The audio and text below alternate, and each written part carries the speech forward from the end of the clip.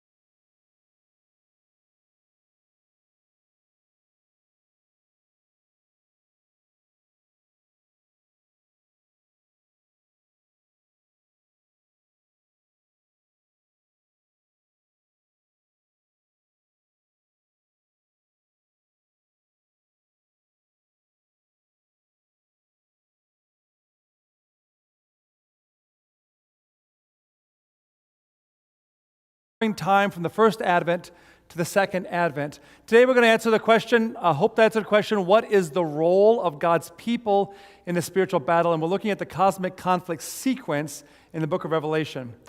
To begin with, what does it mean to be God's people? And to answer that question, because obviously you want to be God's person, you have to know what it means to be God's person. And so to answer that question, we're going to go to a covenant context and go to archaeology, because I like to go to archaeology. And so we're going to travel upriver, south in Egypt, all the way down until we get to just north of Buhin at Abu Simbel, where we're going to find the temple of Ra-Harakti Ptah Amun. It's featuring Ramses II. You probably know this temple. And next door to it is a temple of Hathor, dedicated to his wife Nefertari. You probably recognize the outer part of this. This is all moved up. When Lake Nasser was built, was created because of the building of the Aswan Dam. PBS and others, NOVA, have done some specials on how they actually, the UNESCO, the World Heritage Organizations, moved and saved this temple, recut it out block by block and moved it. Well, if you go in it today and you travel inside, going right through this part between there's 2 statues on the right, 2 statues, one here and the other one off the picture on the left. And if you go right in between them, you'll enter into the temple. When you enter the temple, you're going to see something like this. It's these rows of statues here. But not go to those statues, turn. So come inside and turn immediately and go behind the statues. Back over here, and you'll find, you can't see all this in one place. There's no place I should get a good picture of it, but someone has done a line drawing of it. It's actually the Battle of Ramses at Kadesh. This is probably the lights of the wrong thing. The Battle of Kadesh. And this is actually where Ramses fought this major battle and against the Hittites. The Hittites are kind of encroaching or attacking his camp. This green box is his camp. This is it right here. It's kind of colorized now here. You kind of can see it. But in the middle of this camp, this war camp, peace on this side, chaos of being attacked on this side, right in between the calm and chaos of war is Ramses' camp, his tent. The central structure, and that's not an accident. Inside of this structure here, We actually probably a fence of some kind, or 3 other tents. This is depicted 2 other places at the Ram Museum and also at Luxor Temple. It's also a few other places. I think Abu Simbel has a faint version of it. Anyway, it has these aren't actually isn't one line, it's actually 2 lines. This actually is an error to color this in. It should be 2 different lines. And usually these 3 tents are in between those 2 lines. For whatever reason here at Abu Simbel, the artist probably made a mistake. But inside that, what's more striking is that we find an outer rectangular structure that's a little bit bigger with 5 foreigners worshiping towards the central structure, which is a canopy. You can tell by the way it's shaped. It's a canopy in Egypt. And then below that is a box, an ark, so to speak, with 2 winged creatures. And in between it is the name of the God King, the presence of the God King in between those winged creatures, which looks an awful lot like the Ark of the Covenant. My dissertation was actually on that. You see a picture I took of it just last May when I was there. And you can kind of see a little bit better maybe there. So it's actually an illustration there. And actually this divine protectresses protect the person of the God King of the Egyptians. This is very, very common. When I talked about the Ark of the Covenant because this looks a lot like the Ark of the Covenant, with my professors in England, University College London, they're all secular, all atheists, they said that sounds an awful lot like Egypt. And of course it does. It looks just like Egypt, and there's a reason probably for that. You see this kind of this notion of carrying things on poles. See the poles there? Here's a boat. Above it, you can't really see the little box, but you see the canopy here with the winged creatures are there. Same thing there. Here it is again. You have a long pole, a boat. Here's the ark itself, and then above it is the winged creatures with the name of the God King there, the God there. Same thing here. It's being carried by the priests, some Anubis figures, some Hathor figures, probably Ra-Harakti there. And these are a boat again with the ark, with winged creatures protecting as well. Same thing here. I don't know if you can really see it, but the wings are right there, both sides. It sounds a lot like the Ark of the Covenant. This is what the Ark of the Covenant was described in Exodus 25. You shall make poles of acacia wood and overlay them with gold. You shall put the poles into rings, and these aren't rings like rings on your finger. They're more like a pretzels can, that kind of a thing. It's more like a cylinder, but that's what they call rings. And the sides of the ark, and the ark may be carried by them. Skip down a little bit to verse 18. And you shall make 2 cherubim of gold, of hammered work. By the way, this hammered work, it's superior to metal casting. Yeah, I have a friend of mine who works in metallurgy, and he was describing to me how even when you pour metal into something, there's air bubbles. It's not as sound, but actually if you're hammering it, all the fibers are going the same way, and the metal makes it much, much stronger. It's superior form. Hammered work, opposite of what happened to the golden calf, you probably know, which was of molded work. You shall make them at the 2 ends of the mercy seat, opposite each other. You can see that. And then skip down to verse 20. And the cherubim shall stretch out their wings above, covering the mercy seat with their wings. They shall face one another. So just like in Egypt, the faces of the cherubim shall be turned toward the mercy seat. That's the difference. See, because in ancient Egypt, those winged creatures or protectors as they're gods themselves, goddesses, and their heads are up looking at each other because they themselves are gods. But on the Ark of the Covenant, God had them put their heads down because they're not gods. They're in reverence and looking down. So God took something that was familiar to the Hebrews coming out of Egypt and then adjusted it for a theological point. In that adjustment is a huge, huge message. And that's that there is only one God. And there may be covering cherubs, but they are not God, unlike what Lucifer wanted to make himself as. And that gets to the kind of core of the cosmic conflict. And there I will meet with you. I will speak with you from above the mercy seat, from between the 2 cherubim, just like in ancient Egypt. Right in between is the presence of Israel's God King. So God wanted to communicate to the Hebrews in a way they could understand, using an imagery they could understand, but God changed it. And so I went ahead and drew an image of it. I try to make it so it kind of like up and down, but kind of interlocking in some way. I don't know if that's how it actually looked or not, but that was my idea of what it may have looked like. There's a lot of different ideas out there. I did use the Egyptian-style body to the ark. But inside the ark, of course, were put the 10 Commandments, because this is the Ark of the Covenant, covenant. And this ark of the covenant was written on the 10 commandments. Exodus 19:4-6 says, as they come out of Egypt, they're now at the foot of Mount Sinai, and before God gives them the 10 commandments with his voice, God says to them, you have seen what I did to the Egyptians, and the plagues and everything, and how I bore you on eagle's wings and brought you to myself. This is eagle's wings, we saw last night, symbolism of swiftness. Now therefore, if you will indeed obey my voice and keep my covenant, then you shall be a special treasure to me above all peoples, for all the earth is mine. And you shall be to me a kingdom of priests and a holy nation. These are the words which you shall speak to the children of Israel. If you will indeed obey my voice and keep my covenant, then you will be my people. Exodus 6-7. This is one of those beautiful images. Moses has just come in. This is going back in time now. Moses just went into Pharaoh. He said, let my people go for the first time. And Pharaoh said, no, in fact, I won't let them go. In fact, not only will I not let them go, but you're going to have to go find your own straw when you make bricks, because bricks have to be made with straw, because without straw, there's no binding agent. The bricks are going to crack when they heat up, so you need the straw, but I'm not going to give it to you anymore. And Moses went back up to God and said, why did you send me here? It's gotten worse for the Hebrews. What's going on? And this is what God's answer was. Therefore, God says to Moses in this crisis moment, say to the children of Israel, I am the Lord. We see it all in caps like this, so small caps in most English versions of the Bible. That's the name of God, YHWH, Yahweh, sometimes pronounced Yahweh. I am the name. Whenever you see the name of God in the Bible, that means God's seeking a relationship.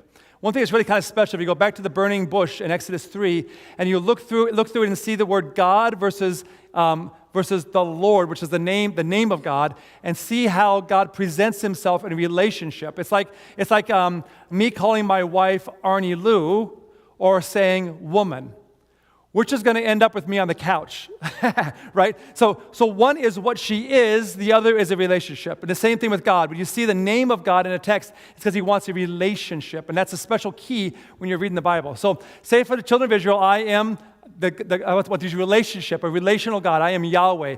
I will bring you out from under the burdens of the Egyptians. I will rescue you from their bondage. I will redeem you with an outstretched arm. Of course, we know the plagues, he did that. And with great judgments, the plagues were that part. I will take you as my people, and I will be your God.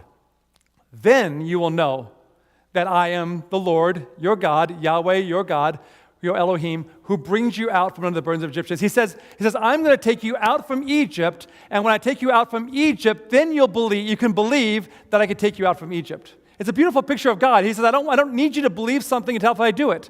This is why Abraham wasn't punished for wondering how is it possible for Sarah, being old, to have a son, but yet Elizabeth and Zechariah was punished, mute, because the most famous person in their entire history is Abraham. They knew exactly how an old person could have a baby because God is the answer. Abraham had never happened before, but with Zacharias and Elizabeth, it had happened before. That's why he was made mute, because he didn't have the faith. God didn't ask Abraham to believe it until it happened, but he did ask Zechariah to believe it once it already had happened. And this is the important thing. God doesn't ask us to believe something until it already has happened, but once it's happened, he expects us to believe it.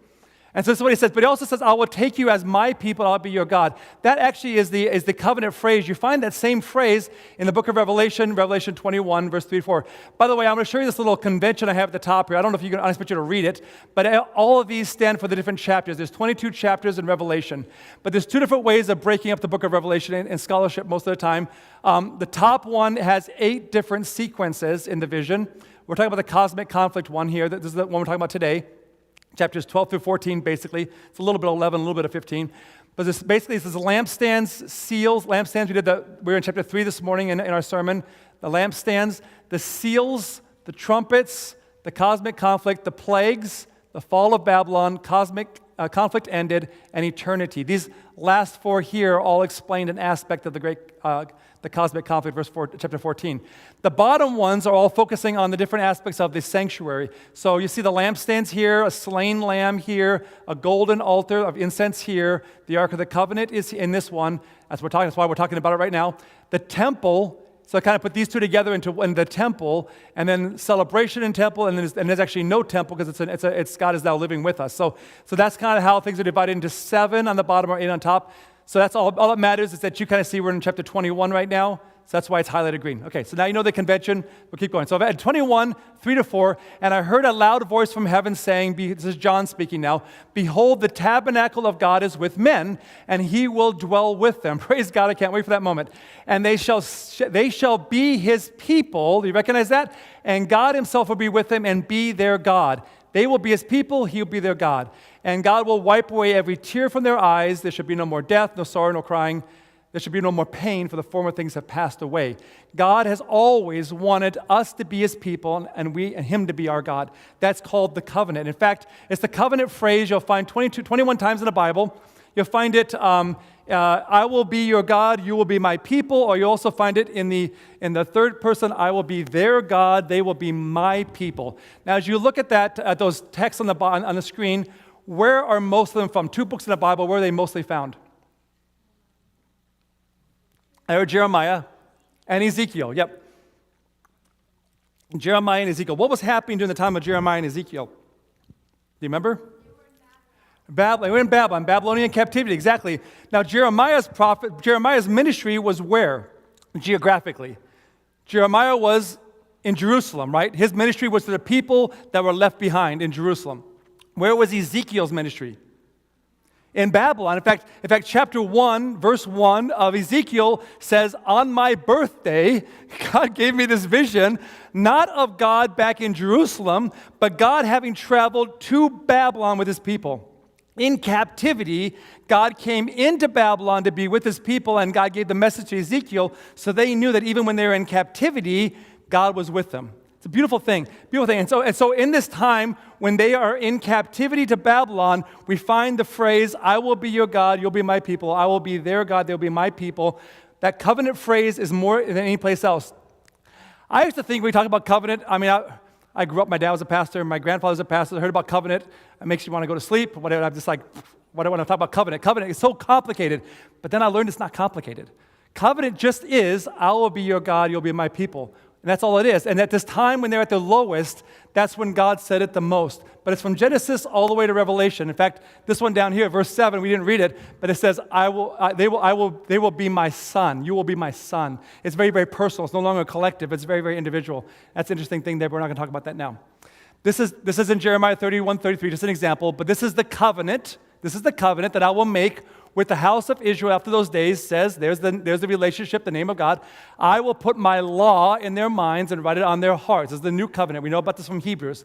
"I will be their God, and they will be my people." This is a covenant phrase. "I put my law in their minds." And when my law is in their mind and in their hearts, then I will be their God, and they'll be my people. The Ten Commandments is called the Ark of the Covenant because this is the law of God. By these words that are written on these 2 stones, and I made them kind of purple for some reason. I'm not sure why. I want to make them look special. Doesn't matter what they were. But anyway, on the words that are on these stones is how one knows that God really is your God. See, the thing is that God is your God if you obey him. Whoever the one you obey, that is your God, whether the God of heaven or yourself. You're your own God if you obey yourself. You're God's people if you obey God. It can only be one or the other. There isn't really another choice. And that's why we go back to Exodus 19, the foot of Mount Sinai, and we look at it again. It says, if you will obey and keep my covenant. It's not like you need to do these things. He's just saying, look, if I'm your God, then you're going to obey me. If you're not going to obey me, then I'm obviously not your God. You're yourself, your own God. That's the difference. It's not really complicated. If I'm going to be your God, you'll do what I say. Otherwise, what does God even mean? It doesn't mean anything at that point. Only if you live the way I want. I actually think of it this way. I think of God creating the universe, and I think of C.S. Lewis and J.R. Tolkien. They both had the same idea, and they both conveyed it in their books. And I think it's brilliant. I don't know if it's true or not, but I think it's brilliant. So I think of it. They both talked about the creation of the universe, the creation of the world, as a song, as music. And as the more I think about music, and I think about frequencies, I realize. So I learned how to tune my ukulele. I learned how to tune my guitar, and I listen to a tuner. And as it gets closer into tune, you hear the frequency go wah wah wah wah. Right? The closer it gets to being in tune, it goes wah wah wah wah. It slows down as you get into the tune frequency. Right?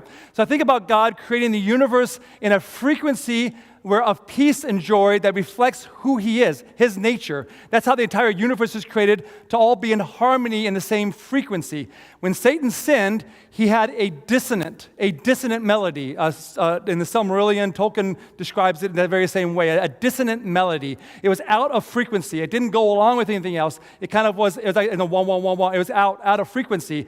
And if left alone, that dissonance would eventually rattle and tear apart everything else in the universe.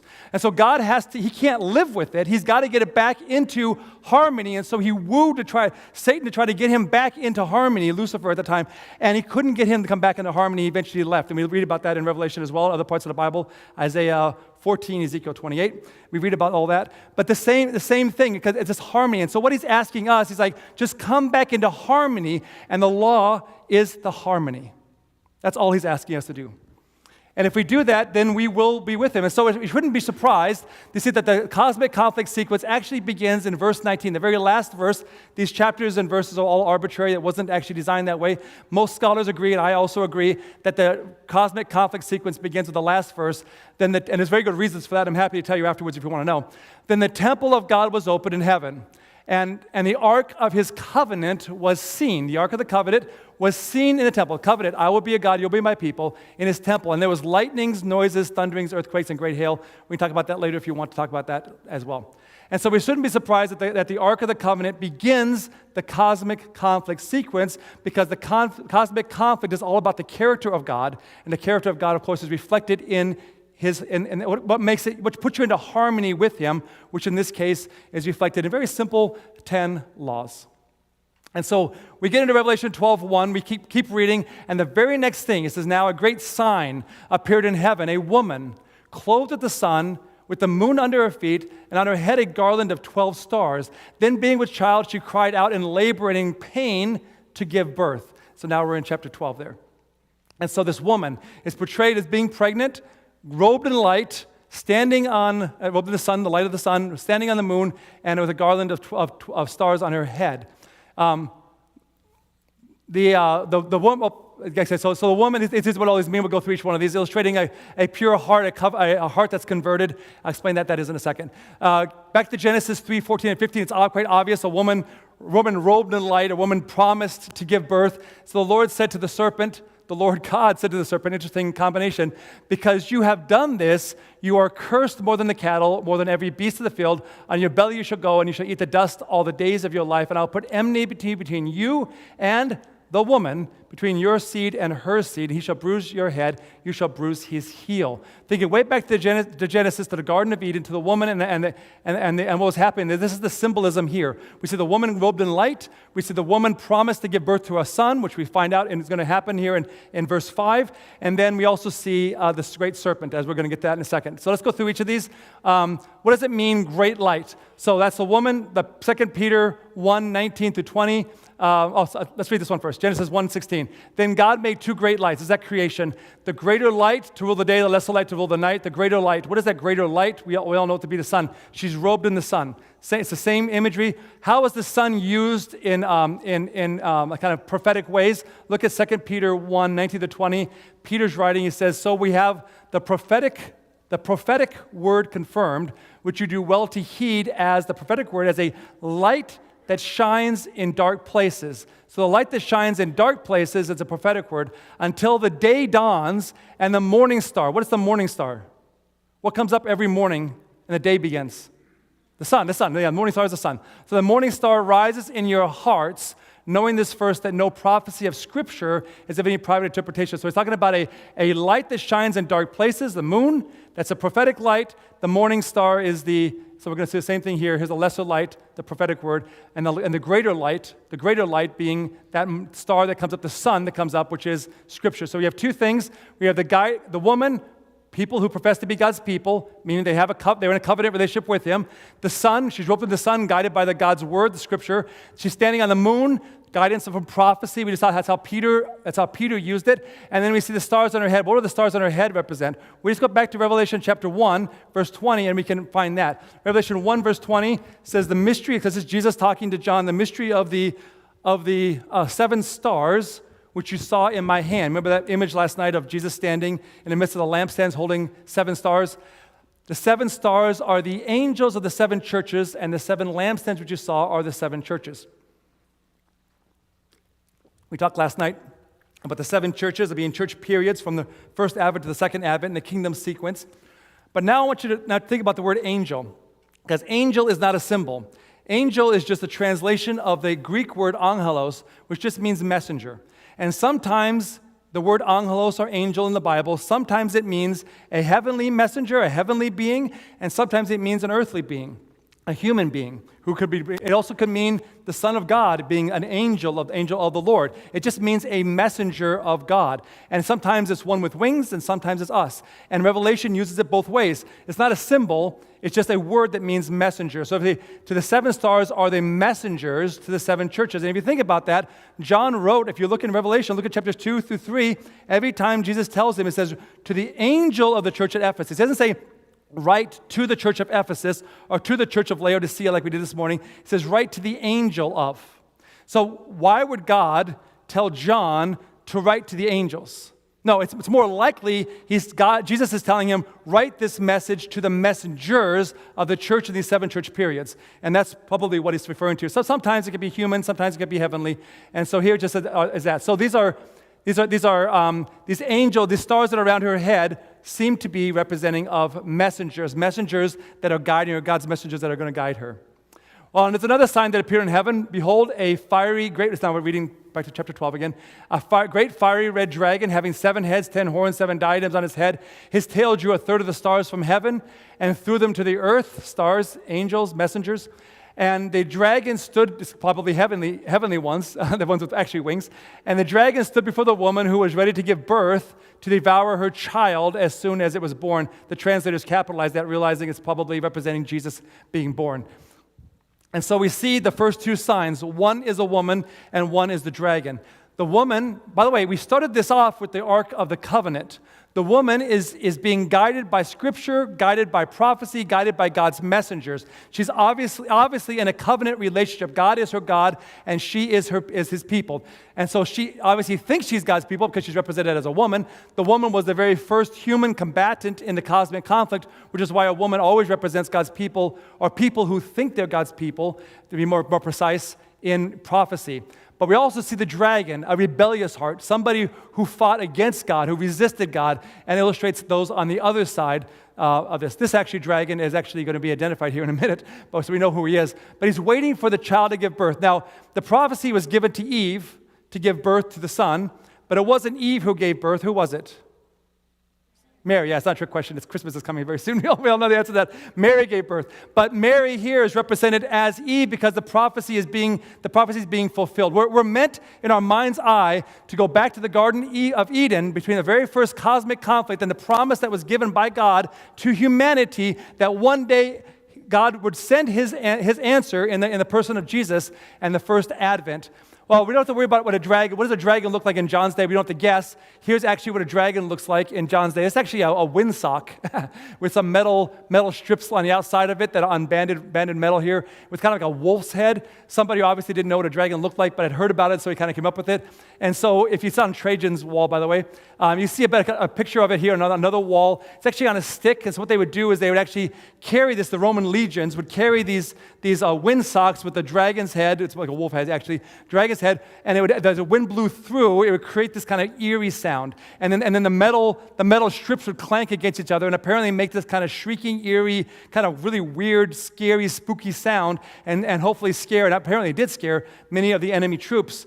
But dragons are also in mosaics, so we know that they saw dragons as being serpentine. Here, this one looks a little more like a horse with hooves or something, but it still has a very serpentine body. Dragons are depicted different ways. People obviously at this time hadn't seen one in quite a while, so they didn't know what it looked like. But anyways, that's what John would have seen something like that in this. I drew my dragon appear much more like the Hobbit or something. So the great dragon was cast out, the serpent of old, called the devil and Satan. We don't have to guess who the dragon is. The dragon in prophecy is Satan. And it definitely goes back to the serpent of old, goes back to the Garden of Eden. So this is clearly what we're talking about. Who deceives the whole world. He was cast to the earth, and his angels were cast out with him. It's very obviously a Garden of Eden motif, as we say in scholarship.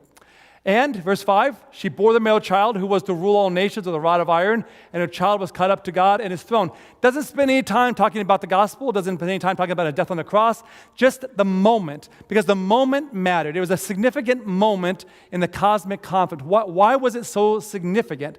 Well, this is the first advent, obviously. It's how God saves. We talked about that last night, the first advent. The birth and resurrection, there is nothing else there in chapter 12 of Revelation. Why? Well, the answer is because of what happens after that. But before we get to that, what happened to the woman, before we get to what happened in heaven and why this mattered so much, what happened to the woman? Chapter 12, verse 6, chapter 12, verse 14 says almost the same thing. The woman fled into the wilderness, was given 2 wings of a great eagle that she might fly into the wilderness to her place, where she has a place prepared by God, that they should feed her where she is nourished for 1,260 days, for a time, times, and half a time from the presence of the serpent. So obviously, we see the same thing happening in 2 different verses. Something is happening between them, and that's really, really important. We're going to get that in a second. But what we see here is that the woman has been fled to the wilderness. What that means, we'll get to that in a minute, but we see this wilderness, this fleeing, and she's going to be there for a time, times, and half a time, which also is 1,260 days. This is prophetic days that we talked about a little bit last night. And she's going to get fed there, she's going to be nourished there during this time. So during the time of persecution, she's given wings to fly to the wilderness, and in that wilderness, she's nourished and feed her. I think, obviously, being an Egyptian archaeologist and Exodus is being my thing, I think of them being in the wilderness and having manna to be nourished. This is talking about probably spiritual nourishment, of course, but I can't help myself thinking about that. So here we have a woman. She's fleeing to the wilderness. She's been given great wings to fly.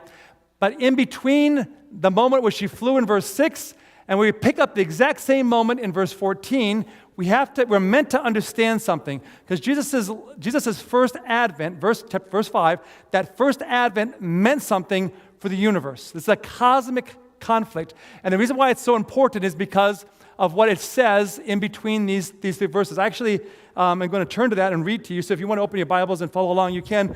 Revelation chapter 12, verse 7 through 13. Revelation 12, 7 through 13. I'm just going to go ahead and read this. And war broke out in heaven.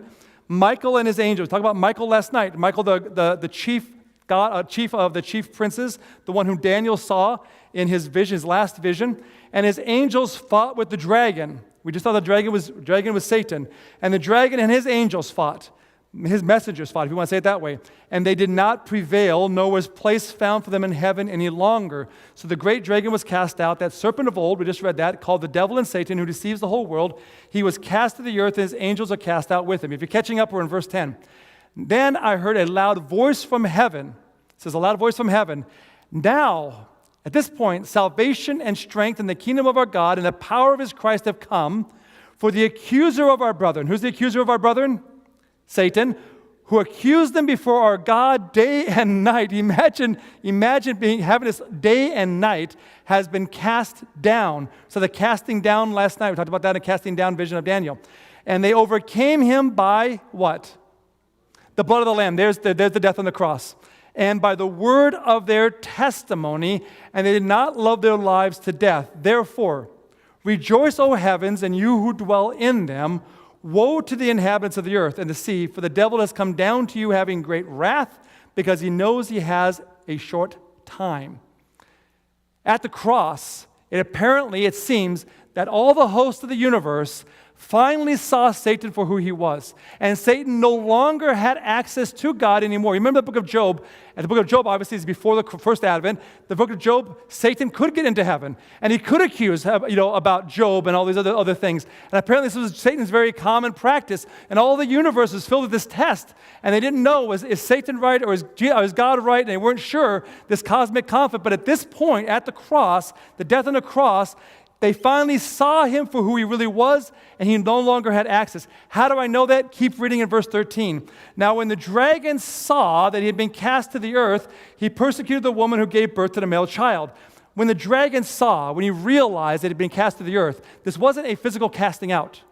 When he realized he could no longer get back in, I don't know what, did I do that?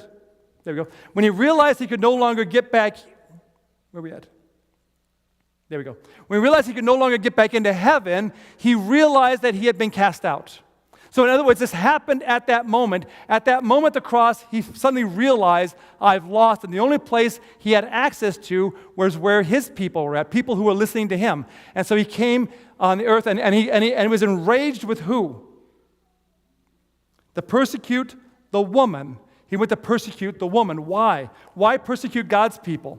Because God's people are the only people on earth who can unveil him to everyone else. We are the hope of all of our neighbors who don't understand the cosmic conflict, don't understand the spiritual battle, don't know that something is going on, and don't realize who he really is. And as we lift up Jesus and talk about the cross and what he did for us and how he saved us, we are unmasking the deceiver. And that's why he's coming after us. Michael and Satan are the first combatants in the cosmic conflict, originated in heaven. But when Satan saw that he'd been cast out, then he attacked the woman, and that's when the woman fled. Now you also notice there's two times. I'm not going to talk a lot about times and time prophecies, but just notice that there's two parallel times. It's obviously the same event, so these must be talking about the same time period, and of course they have, and scholars have worked this out. Time, times, and half a time. In ancient parlance in Babylon, we see this in Babylon, we see it in Daniel 7:25, time, times, and half a time. We see time 7 times pass over Nebuchadnezzar. Times just means years. And so a time is 1 year. Times could be 2 or more, except that in Hebrew, there is a single, so in English we have singular and plural, right, in our nouns. In Hebrew, they have singular, dual, and plural. Dual means 2, plural means 3 or more. This is a dual word, so it means 2. That's how we know it's 2 years. And then half a time, obviously, is half a year. That's 3.5 years. You're going to see this 3.5 years come up again. Then we have 1 year being 360 days, not 365. The ancient calendars were all like that. Egypt was 360 for a long time until their seasons got all upside down, and they realized we have to add some extra days at the end of every year as the days of the gods and have big festivals, and then continue. The days of the week continued on without being unchanged, but the numbers of the days of the year changed. But 360 represented a year. So 360 was 1, 720 was 2. Obviously, just do the multiplication. You didn't know there was going to be math, did you? Sorry. Actually, not sorry. And then half a time is 180. You add that up, it's 1260. So there you have it. And also you do it by months as well. There's 12 months in a year, 24 in 2 years, 6 in 1 year, 42 months. These 3, time times and half a time, and then these 3 here, 3 years, 1,260 days, 42 months. You're going to see these a lot. Here we see it here, and we see time times and half a time in Revelation 12:14 and 12:6. We also see it back in Daniel. It's the same time period. It's the time period of the little horn's war. Remember last night we talked about that in the beastly nations vision, how the little horn, obviously people, some entity that had an idea of who God was, yet was persecuting God's people, and that confused Daniel. He didn't understand it. Well, here we see the same thing. This time period where there was the same persecution, this little horn's war, was the time the woman fled into the wilderness. But what was happening in the wilderness? She was nourished. She was fed. She wasn't just abandoned. She was taken care of. I think about this same time period, 3.5 years, the same time period. Remember, how long was Elijah nourished in the wilderness after he told Ahab there's not going to be any rain? It's also 3.5 years. Yeah, same time. Now that's actually 3.5 literal years because that's actually a literal story, but this is prophetic time. So it's very much a parallel. I think we see parallels in there. We could talk about that more.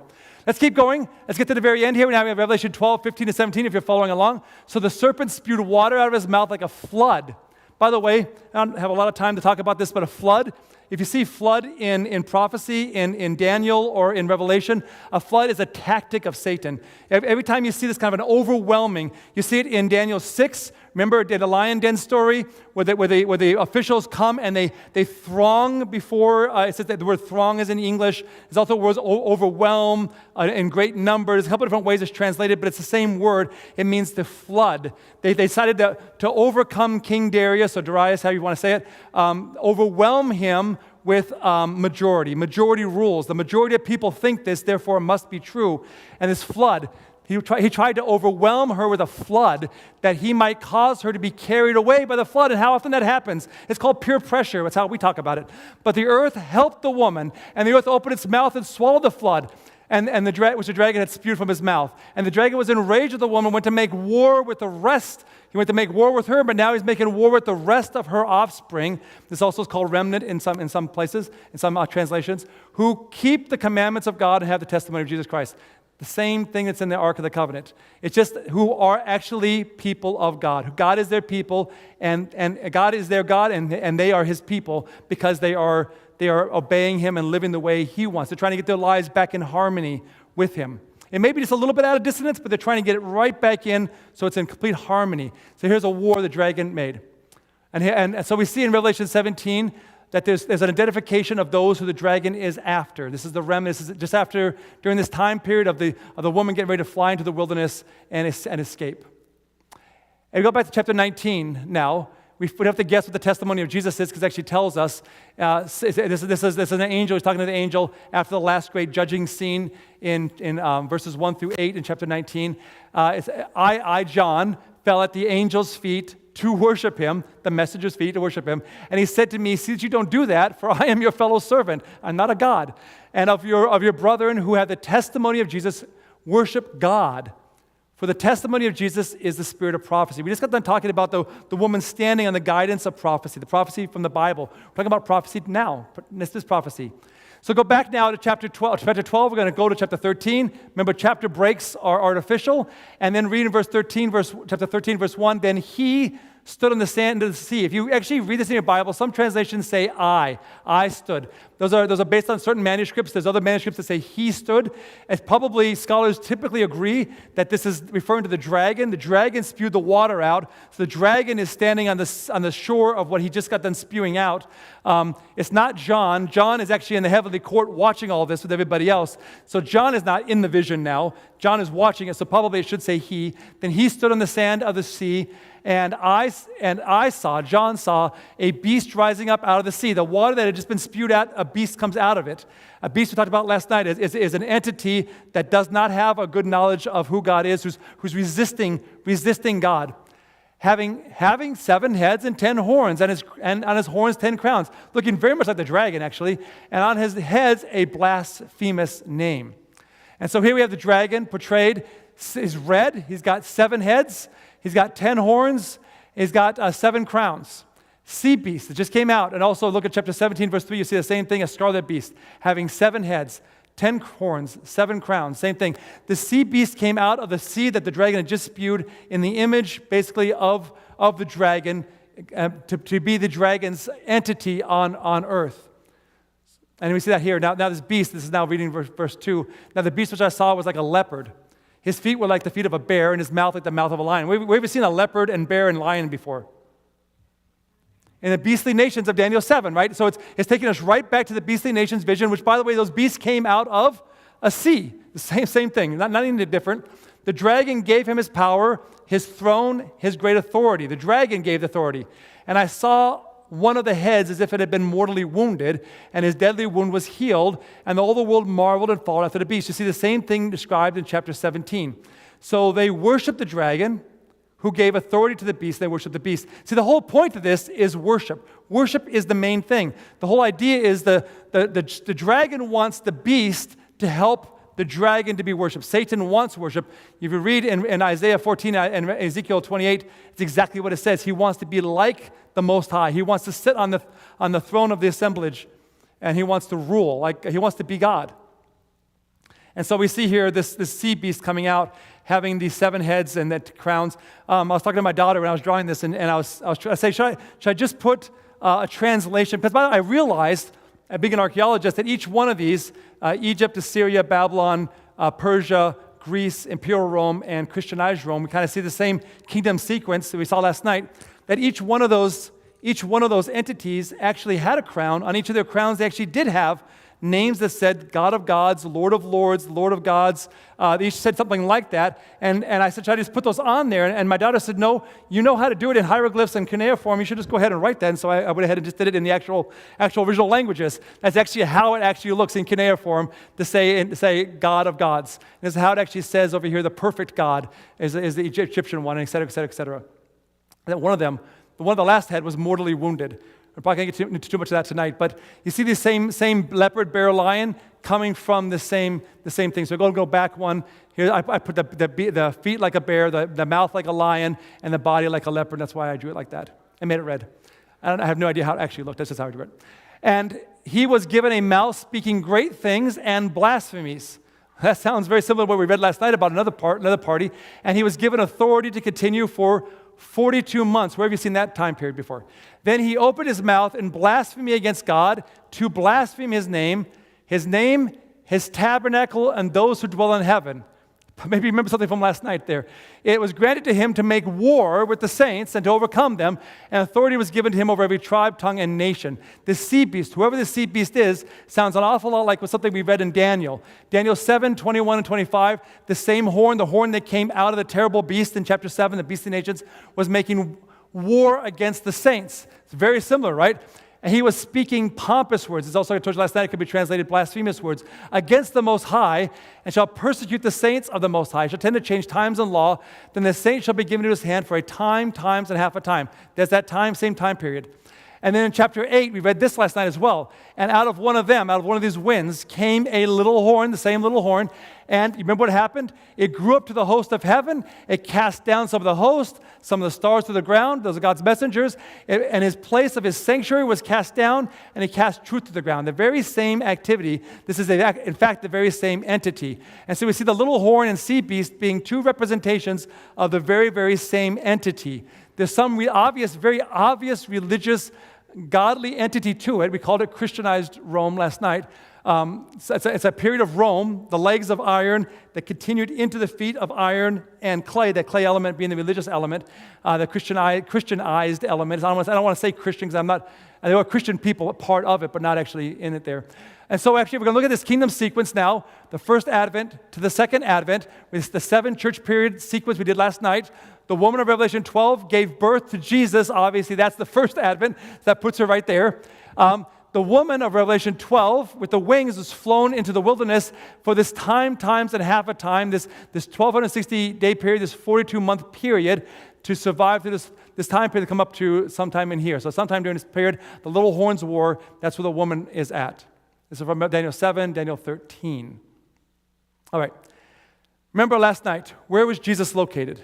He is located in the midst of his lampstands. And this is really important because each of these lampstands are representing of one of those 7 churches. These are people of God. And so when I say Christianized Rome, I'm talking about people who belong to one of these lampstands. And you can read the Thyatira one, and it's the 4th one in Revelation chapter 2. You'll see how dark it got, how apostate it got. They actually were teaching the doctrines of Satan. It's amazing the progression. I wish we had more time to go through all that. But where was Jesus at? He was right in the middle, as they were lifting him, they were still lifting him up. They're still his lampstands, still doing his work, but there's something wrong with it. He's right in the middle of it, championing them, helping them, trying to get them to overcome these periods of time and this darkness and the different corruption and different things that happened. Jesus is right in the middle of it. In fact, you see Jesus in the middle of everything. You see Jesus in the middle of the military camp of the Hebrews in the wilderness. You see him in the middle of the lampstand. You see him in the middle of in Revelation 4, the throne room of God. Everybody is around. God's intended place to be is in the midst of his people. His intended place to be is in the midst of your heart. That's where he wants to be. And all he's asking for you is to obey him, to put him there, and so he can dwell in your heart, to make your heart a sacred space so he can live in it. So that's where we are in this outline here. So let's keep going. Revelation 13, 8 to 10, this is kind of a cool thing. And all who dwell on the earth, who worship him, whose names have not been written in the book of life, and the Lamb slain from the foundation of the world. So the people who are not written in books of life worship the dragon and worship the sea beast. If anyone has an ear to hear, you heard that in every one of the church periods. This is not as a random phrase. This is drawing our minds back to those same church periods, those same lampstands, those same descriptions of God's people. If you have an ear to hear, please hear. He who leads into captivity shall go into captivity. He who kills with a sword must be killed with a sword. Here is the patience and faith of the saints. The same, he who has an ear, let him hear what the Spirit says to the churches. It's repeated in each of the 7 churches. I have them all there. I don't want to read through it, but you actually can see it's in every single one. He who has an ear, let him hear what the Spirit says to the churches. It says it in each of them. God is calling out to his people in every single church period, from the first advent to the second advent, please put me in the midst of your heart. There's something you have to overcome. And each period of time, it's a different thing. We talked about what it is for us today in our sermon this morning. We talked about Laodicea this morning. But as you look at this, you see that God identifies his people and gives them instructions after every war, or for every war. So the first advent is Revelation 12, 1 to 14. We just got done talking about that. The second advent, we're going to get to that a little bit later, is Revelation 14, 4 to 20. So from the first advent to the second advent, during this 7 church period sequence, there are 3 wars. You've already read about the Dragon's War. We read about that already, remember? And then identified God's people after and to give us instructions. It says that keep the commandments of God, testimony of Jesus Christ. The sea beast war against God's people, we just got done reading about that. It's also the little horn war. God's people are also identified during that war. Their identity and their instructions are given: patience of the saints, faith of the saints. Imagine this. Doesn't say anything about commandments at this time period. At this time period, it was a rough time period. They didn't have access to the scriptures the way we did. The Bibles were chained to monasteries. They couldn't get to it. It was actually it was in Latin. Most people didn't speak Latin. So you had no way, but you just had to have patience and faith. Isn't that a good picture of God's mercy? God's saying, I know you can't do this, so just do this and be my people. It's quite amazing.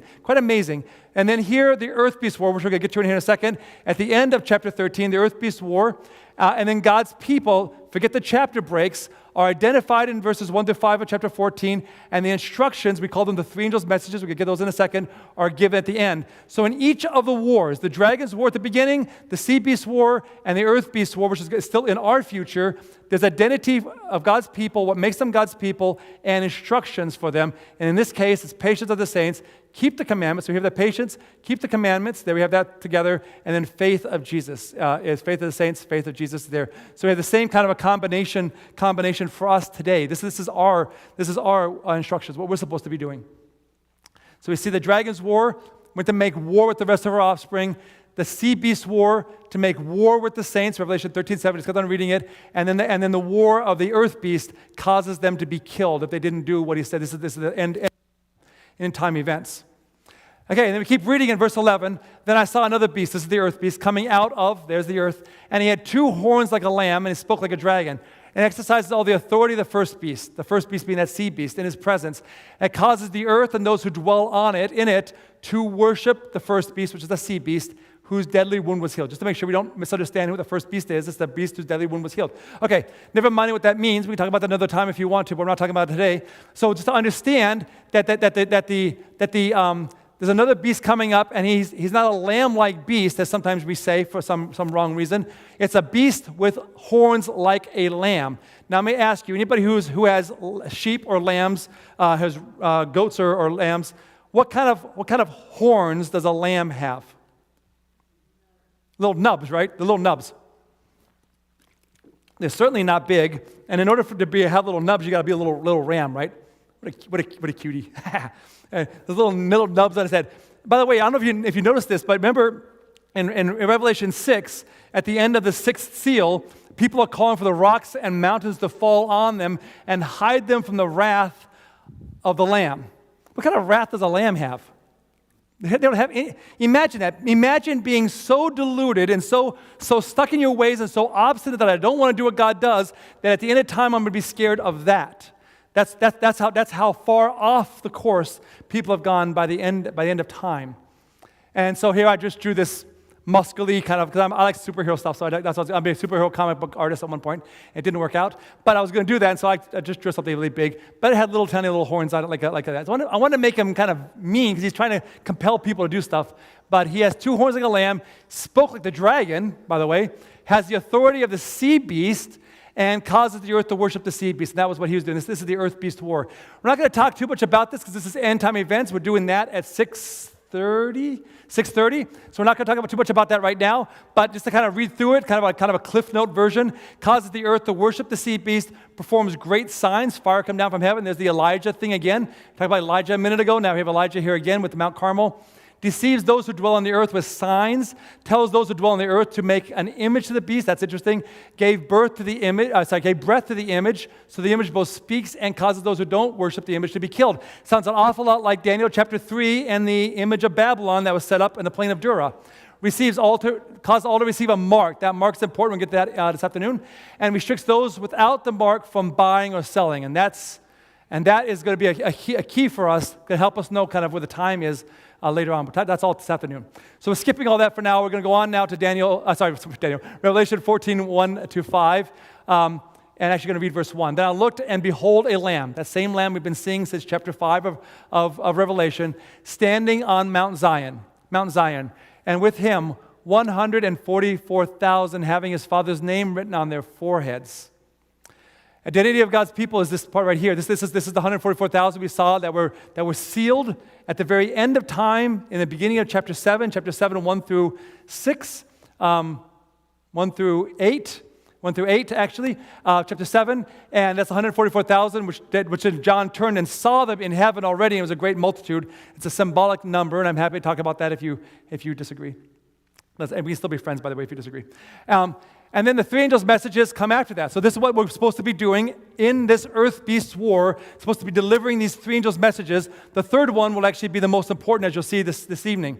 And the three angels' messages, if I was going to summarize them, which I have done, if I was going to summarize them, this is how I would summarize them. So, because oftentimes we're very good at the first angel's message, but if I was going to ask you what's the second one or the third one, a lot of us would go, I'm not sure I know. Maybe you know. That'd be great. In fact, if you did, that'd be fantastic. But in a basic summary, it's a summons. The first one is a summons to, and you can look at this in Revelation 14, 6 through 13, by the way. This is my summary of it. A summons to enter into a worshipful relationship with God, similar to the one those in heaven have, back in chapter 4 and 5, for salvation is at immediate stake. The judgment is at hand. Okay, and then the second angel's message is an announcement that Satan's kingdom has already fallen. Babylon has fallen. You read that. Inhabitants of the demons and everything else.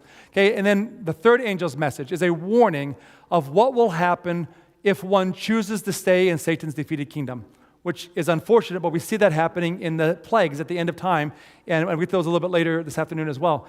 What happens if you stay? And if you just think of it, if God is holy, He alone is holy, He cannot exist where there's sin. Because it's in the kind of metaphor I made earlier, it's kind of like a dissonance. Since He can't exist where there's dissonance because everything else would fall apart, He must live apart from it. And so wherever God is, everything comes into harmony and destroys the dissonance. But if you're holding on to that dissonance, then you also are being destroyed. It's your choice. You don't have to hold on to sin. But if you choose to hold on to sin and God's presence comes, as sin disappears, so do you. Because you chose to hold on to it. And that's why the call has to go out. Please don't stay in Satan's kingdom. Please come out of her, my people, which I talked about this morning in our sermon a little bit. I quoted that from Revelation 18, verse 4. Come out, because if you stay in, you also will be destroyed. If you love your sin more than you love God, if you love your own ideas of how to live your life more than you love God, if you resist so much that you decide, I want to be my own God, I'm keeping all the commandments, I'm doing everything except for this one little bit. If that's what it is, maybe it's a bunch of things. Some of us, I've had many issues in many of the commandments, but if it's just one, for example, if that's the one thing, but I'm not going to do it, I resist that sin you're holding on to, when God destroys it, you also will be destroyed. And God says, I want you to be my people. I want you to be totally transformed. I want you to come in and be. And it's our job to warn people and tell them, please don't stay in. If the house is on fire, you're not going to come to the house and say, would you kindly come out? The house is on fire, I'm afraid. No, you say, the house is on fire, get out of the house. You're going to die. And that's what we're saying here. Come out. Don't stay in. Don't stay in that. It's just, please don't. Otherwise, you are going to die. And then Revelation 14, the cosmic conflict sequence ends with this beautiful harvest scene of the second advent. Then I looked and behold a white cloud, and on the cloud sat one like the Son of Man. The Son of Man, by the way, we saw him last night in Daniel 7 in the pre-advent judgment, where the Son of Man came on a cloud to the Ancient of Days. You probably remember that. Having on his head a golden crown, and on his hand a sharp sickle. And another angel came out of the temple, crying with a loud voice to him who sat on the cloud, thrust in your sickle and reap, for the time has come for you to reap, for the harvest of the earth is ripe. This is the harvest of the righteous. They're called grain here, the harvest of the righteous. So he who sat on the cloud thrust in his sickle on the earth, and the earth was reaped. There's another one. There's another reaping in the last part of Revelation 14. Then another angel came out of the temple, which is in heaven. He also had a sharp sickle, and another angel came out from the altar with the power of a fire. We saw him back in chapter 8.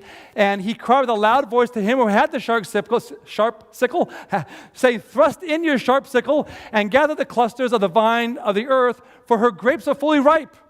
So the angel thrust in his sickle to the earth and gathered the vine of the earth and threw it into the great winepress of the wrath of God, which sounds super, super scary, but let me show you what that means.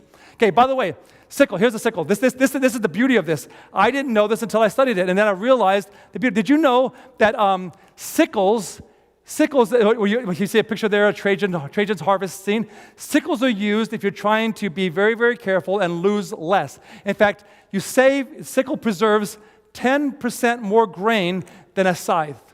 So when a sickle is being used in symbolism, it's of extreme care about who is being harvested.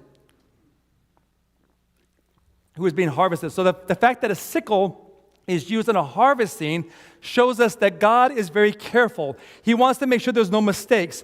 At the second advent, when he comes, he wants to make sure that he gathers his people exactly, no mistakes. And he wants to make sure he gathers the wicked exactly, no mistakes. And so he does it himself, and he does it with the most careful harvesting tool at the time that John lived, and that was a sickle, and that's what was used. I also didn't know about the wine press until I was in Israel a couple of years ago, and if you get a chance to go to Nazareth, and they have a nice little village there. You can actually go through this ancient village, first century AD, time of Jesus, and get to go through, and they have a wine press in there, and that's where I learned about the wine press. So the grapes have almost as much juice as the grape itself, because they're just fully juice. So you put the grapes inside the wine press, and you press the grapes, but they're pressed very carefully, because you don't want to crush the seeds. The seeds are bitter. So in order to get the best tasting wine, you have to press it carefully. It's not a hard press. It's not a thunderous press. It's not a violent, wrathful press. It's a very careful press of the grapes. And then when you're done with that, you take the pulp, what's left over, you put it into this vat, and this is where you see people stomping with their feet. They're over on this part over here, trying to get every little ounce out, but they're doing it with bare feet because they want to be able to feel those seeds so they don't actually push too hard and crush the seeds. So even, you can imagine Jesus himself being represented as doing the harvest of the grapes and pressing them in the wine press. He presses it carefully so not to crush it, and they get all the grapes, all the juice out. Then he puts it over here, and very carefully with his feet, he's crushing the last little bits out. You can see the care. The idea is an image of care. Those of us who aren't used to grapes, we don't understand the care that's meant to be in this. We see wrath and we think of my wrath. And my wrath is not a good wrath. My wrath is a very sinful wrath. I get angry. I still suffer with this. People cut me off in traffic. I don't know why I still get angry about that. I get really upset. My kids, you talk back to my mom, my wife, talk back to your mother, whew, you see the wrath of Papa. Because that does not happen in my house. And that's not a holy wrath. That's a very Papa, sinful kind of wrath. Don't talk to your mother like that, or this is boom, boom, boom. So that's not God's wrath, though. God's wrath is of a sickle, careful, and a very tender pressing of this grapes. God's wrath, as we're going to find out, is actually allowing people to live how they want to live, which is characterized in this last. In fact, the wrath of God is that very last sign we're going to get to. Before that, here we have the harvest of the grain, the redemption of the righteous, the destruction of the wicked, are illustrated in the harvest of a grain very tenderly with a scythe and with a sickle, and the grapes the same way, and pressed in a wine press very tenderly. And so we have the first advent, how God saves. Second advent, when God saves. We talked about that last night. And we talked about the birth and resurrection and the harvest of the grain and the grapes. And that's what kind of bookends these two. But there's one more thing as we kind of look through all this from the first advent to the second advent. There's one more thing on the other side of it that we got to talk about, because we're not quite done with the cosmic conflict sequence, but we're getting very, very close. We have the woman of Revelation 12 here. We have the woman of Revelation 12 here with the wings, which she flew to the wilderness, the sea beast war, and then we have the earth beast war at the very end of time, which is the woman of Revelation 17. We're not going to talk about her tonight, but there she is. That's how she matches up. So if you kind of see with these three different wars, the dragon's war, the sea beast war, the earth beast war, we kind of see this kind of playing out across this 7 church period sequence.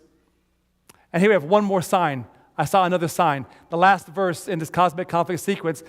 I saw another sign in heaven, great and marvelous. Remember, this whole thing started with the Ark of the Covenant. That's how it all started. The woman was one, the dragon was one, another sign, and then another sign, a third sign in heaven, great and marvelous, 7 angels having the 7 last plagues, for in them is the wrath of God. The wrath of God is complete. In the plagues, the wrath of God is complete. And so we try to understand what the wrath of God is. We have to understand, and throughout Bible, throughout the minor prophets, the major prophets, the wrath of God is always the death of the wicked. It's always the death of the wicked, but it's in the plagues that this happens. And we're not talking about the plagues right now. We're talking about them this evening. But the plagues are the third sign. The plagues is a Cliff Notes version, in case some of you can't make it back. A Cliff Notes version of the plagues is that it's a time period where God allows the wicked, the people who choose to not come out of her, my people, but choose to stay inside Satan's kingdom of Babylon, to live as they want without God. And it's a little bit like a spoiler alert. It doesn't go very well.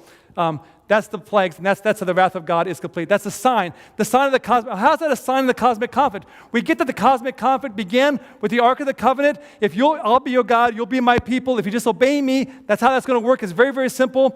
Come back into harmony, and the woman was a sign of that, the conversion. The dragon was the rebellious heart against it. The third sign is of God's mercy in allowing the wicked to live how they want to live. They're not force anybody who doesn't want to be saved to be saved. If you want to hold on to whatever that is that you're holding on to, if you want to hold on so long that you're going to die for eternity, that's your decision. And at some point, God goes, you can have it. And that's called the wrath of God. As crazy as that sounds to us, but that's what it is. It's the plagues.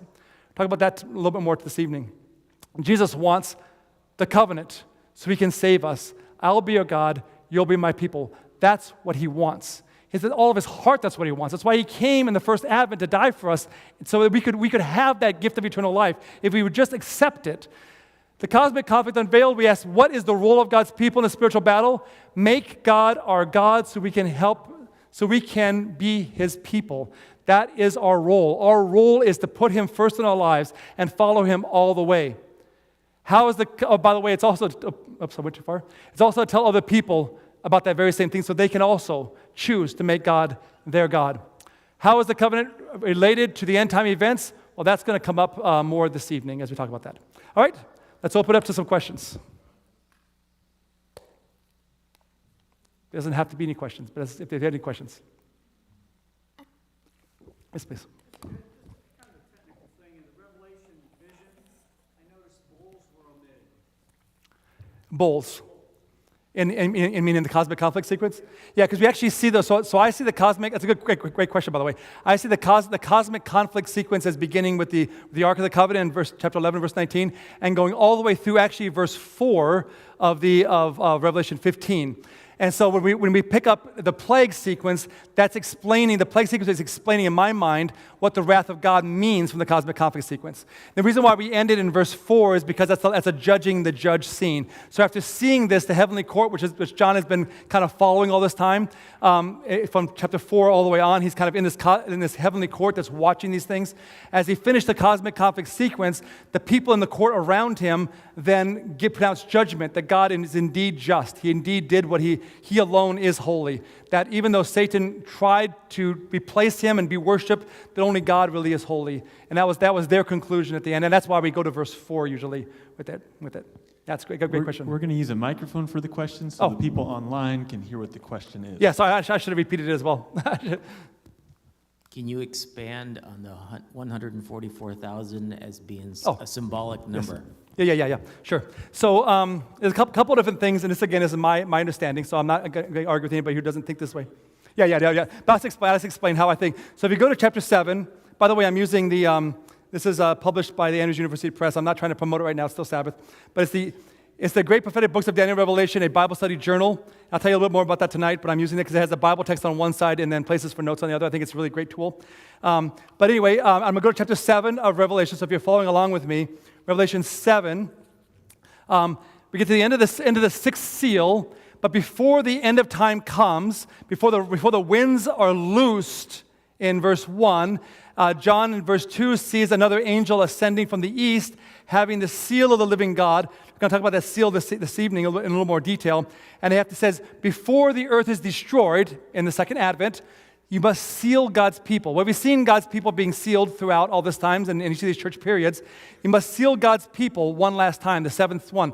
And so then it shows us the number of those who were sealed, and it mentions the tribe of Judah, Reuben, Gad, Asher, Naphtali, Manasseh, the tribe of Simeon, Levi, Issachar, Zebulun, Joseph, Benjamin. We're missing the tribe of tribe of Dan, and for some reason we have Joseph instead of Ephraim. So we've been mixed up a little bit in the order, and some of the order isn't the right order, and all the tribes aren't represented. But it's kind of weird that the tribes are mentioned at all, because after these things, John looked and saw, and behold, a great multitude which no one could number. So in Revelation, at the very beginning, chapter 1, he hears the voice of a trumpet, and he turns around and sees Jesus. And we see this hearing and then turning and seeing over and over again in Revelation. Here's another example. He heard the number, then he turned and saw that indeed God did save those that were sealed. He sees the truth of it. It's a great multitude. And then we go to chapter 14, where we see the 144,000 again. We just mentioned it a minute ago. I didn't read much about it. And so in Revelation 14, the Lamb is standing on Mount Zion with 144,000 in verse 1, Father's name on their foreheads. And I heard a voice from heaven like the voice of many waters. This is verse 2, with the voice of a loud thunder. And I heard the sound of harpists playing their harps. They sang, as it were, a new song before the throne for the living creatures. It's the same throne room scene we've been seeing since chapter 4. And that no one could learn the song except the 144,000 who were the redeemed from the earth. These are the ones who were not defiled with women, for they were virgins. They are the ones who follow the Lamb wherever he goes. These are the redeemed among men, being first fruits to God and to the Lamb. In their mouth was found no deceit, for they were without fault before the throne of God. So, in my mind, either this is symbolic, or we're talking about 144 Jewish virgin men. So either this is symbols of something, or this is talking about a symbol of something, or it's talking about a very specific group of people that I don't even know where you could find 12,000 people from the tribe of Reuben today, or the tribe of Gad, or whatever. I think it'd be very hard pressed to find those, because those tribes were mostly lost. Now some of them did come down. We know Hezekiah, because of the seal, the jars. The king, you pay taxes in grain, and it can always be stamped with the king's stamp. And we know that Hezekiah believed that he was the king of both kingdoms, because he calls himself the king of Israel and the king of Judah. That's after the northern kingdom was taken away by the Assyrians. So if people fled south into his kingdom, the kingdom of Judah, he saw himself as a united king again, once again, in the way he sealed things. So we realize that, but I don't know that we have a really distinct ability to identify who these different tribes are. That'd be very unique. So either it's symbolic of something, which is what I think it is, symbolic of a great multitude you can't number, or it's going to be a very specific, limited people that isn't going to be any of us here, unless you happen to be a virgin male in that category. It's going to be very, very difficult. So that's why I think that. Sure, please, follow up, please. So, as related to that 144,000 number, we also talk about the sealing, and then I also understand that with the sealing means sinless. So that's a good question. So talk about sealing a little more to this evening. But if you think about seals in the book of Daniel, I always go back to the Bible if I can before I interpret something. Daniel chapter 6, they put seals on the lion's den. And why did the king put a seal on the lion's den? So he could preserve the contents of what's inside, right? To preserve that Daniel doesn't come out. To ensure that when you open it, what you put into it is the same thing that comes out of it, right? You go to Ephesians and you read that Paul wrote that there was people in his day that were being sealed. They died, but they were sealed, preserved for the second advent. And so I think the sealing is referring more to God's preserving of his people, those who choose to be his God and they be his people in each of these time periods, and whatever he requires of them in each of these time periods. Because I think is a very, very different requirement as time goes on, So like, for example, Martin Luther did not see the truth of the Sabbath the way we see the truth of the Sabbath, right? People in the Seventh-day Adventist denomination see the truth of the Sabbath. The way the Jews today still see the truth of the Sabbath.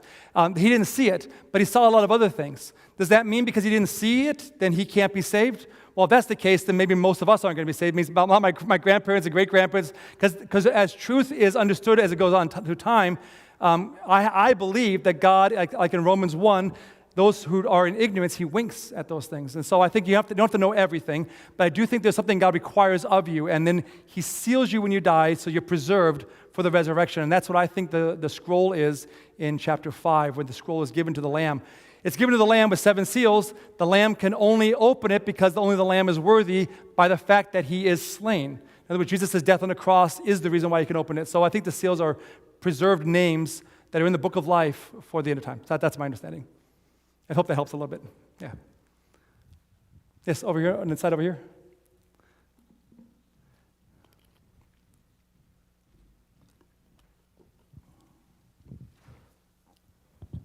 Can you explain more of the Michael-Jesus relationship and why prophecy continues to use Michael instead of just saying Jesus? Yeah, that's great. Yeah, so it does use Jesus in Revelation. It also uses lamb a lot as a symbol. It uses Michael a lot as a symbol. We saw Michael back in Daniel, and I think that's one of the reasons why, is to bring us back to the idea of Michael. I believe that Michael and Jesus are the same. I think that Michael is Jesus' pre-incarnate form as the commander of the host of heaven, the angel of the Lord, the main messenger of God that we see throughout the Bible in a number of different places. I see that because I see in Exodus 3, the burning bush, it says the angel of the Lord is in the bush, and then God spoke out of the bush. And we see that also in what Stephen understood in the book of Acts. He talks about the same thing, about the angel of the Lord. We see it a couple of different places. We see the angel of the Lord being worshipped in different stories of the Old Testament, and never saying, "Don't worship me, I'm not an angel," like you saw here in Revelation, but always accepting the worship. So there's something unique there, and I think Michael is that. We see Michael glorified in Daniel 10, looks exactly the same or very, very similar to Jesus glorified in Revelation chapter 1. Talked about that last night. Then we see in John, I can give you the text later, Jesus says it's his voice that's going to raise the dead at the end of time.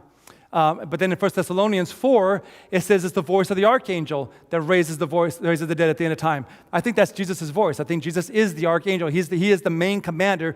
Remember, angel just means messenger. It doesn't mean necessarily created being. It just means messenger. Jesus is definitely the messenger, the best messenger of God has ever had. But he also has heavenly beings with wings, angels. He also, seraphim, cherubim. He also has us as his angels, messengers. And so I see that combination is actually helping us. And so why Michael? Well, I think the same reason Michael shows up in chapter 12 is the same reason we saw him back in last night in chapter 10 through 12 of Daniel. And that's because there's a spiritual battle happening behind the scenes. And that angel who came from God 21 days earlier to give Daniel that message and couldn't go through because the prince of the kingdom of Persia, an evil angel, was resisting him as Daniel is fasting. But then Michael shows up, the evil has to flee or it's going to be destroyed, and the angel's able to do his work. So in other words, even heavenly angels need God's presence in order to accomplish God's work, which is a beautiful lesson of itself. And so I see that Michael is this cosmic commander form of Jesus. So when we see Michael here, what's he doing? He's battling Satan, the dragon, right? What do we see Michael in Jude? What is he doing? He's contending with Satan over the body of Moses, right? Whenever we see Jesus engaged with Satan in the cosmic conflict, it's always as Michael. And I think that just shows us that I think what we see, this is something made controversial, but I see that when we see Jesus in chapter 1 looking the same as Michael, I think that we're supposed to understand that that's Jesus' cosmic conflict form. That's him fighting for us in the cosmic conflict, trying to help us overcome and chase the evil out of our lives so that we can come back to him. And so that's why I think Michael shows up in Revelation. That's a great question. All right, I think that's good. If you have any more questions, I'll be happy to talk. Oh, you have one more down here.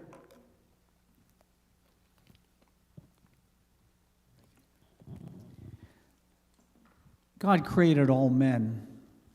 And account in Revelation where those that never heard of Jesus or learned of Jesus or knew Jesus in their hearts, account for them. Mm-hmm. Oh, but what happens to the people who never heard the name Jesus? Yeah. That's one of the beautiful pictures of Jesus of God that I think I see in Paul's writings in Romans, where he talks about in Romans 1, where he talks about those who are ignorant, who don't have a knowledge of God. In times of ignorance, God winks. I think I see God as a very merciful God.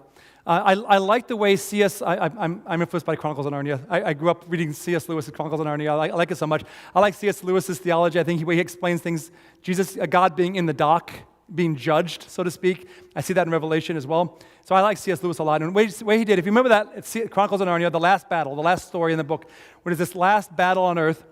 It's a little stable. And this little stable, they're fighting, the good guys, the Narnians are fighting, those who are loyal to Narnia and to Aslan are fighting as they get closer and closer to the stable, and eventually they all go into the stable. And they're expecting the stable to be burned down. They're all going to die. But they realize when they get in the stable, it's not a stable anymore. It's this massive, huge place. It's like heaven. It's just unbelievable. Earlier in the story, there was a Calorman, a soldier, who they worship the god Tash. That's the name of their evil god, very demonic god. But he worshipped Tash, and Tash was supposed to be in the stable. And so he volunteered to walk into the stable to prove to the Narnians that it was safe to go in. That was kind of the whole tricky thing, whatever. So he walked in. Well, at the very, very end, we don't know whatever happened to him. When he got to the very, very end, and the Narnians now are forced inside the stable, and they realize they're actually in heaven, they walk, and then they see this young prince, this Calorman prince, kind of bewildered as they're bewildered. And then they see Tash coming, and Tash is as evil as everything, and Aslan comes and destroys Tash.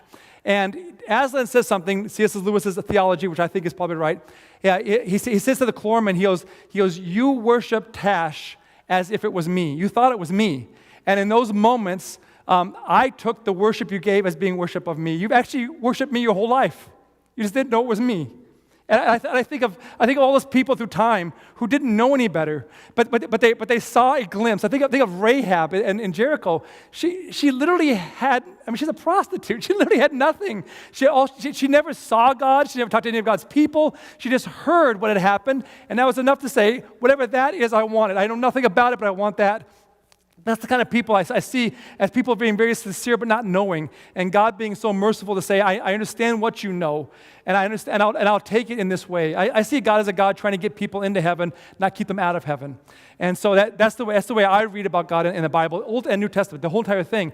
It's a beautiful picture of God, and so I think that's what I'm seeing also in Revelation, God doing everything he can to save as many as want to be saved and bring them in. That's a great question. And maybe that's a good place to end, Pastor, if you want. Yeah.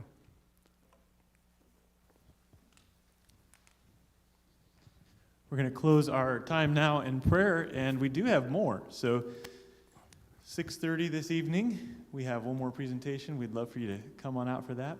Why don't we stand as we pray?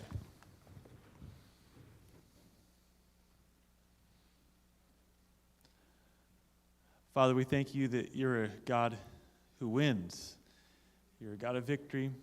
And with the dragon attacking the saints, you're a God who preserves and seals, and that we can trust your goodness in any dynamic of the spiritual war we're in.